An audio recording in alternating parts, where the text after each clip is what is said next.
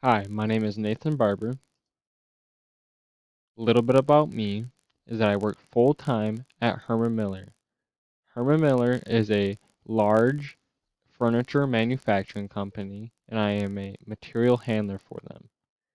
I went to Oak Ridge High School, and on my free time, one of the things I like doing is playing video games and hanging out with my friends. Below is a picture of one of the video games I like to play, Rocket League. I am currently going to MCC to get my associates and finish my basic classes before I head to Grand Valley State University. At Grand Valley State, I want to either get a bachelor's degree in programming or networking. After college, I plan on using the degree I got in either programming or networking to find a job as soon as possible. To me, the most interesting part of geology is the ground beneath us. There is so much more to the Earth than what we can see.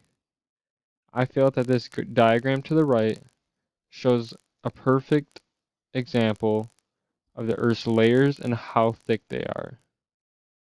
Below is a picture of a man.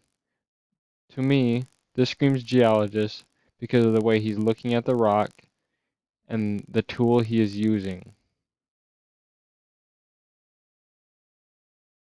Thank you for watching.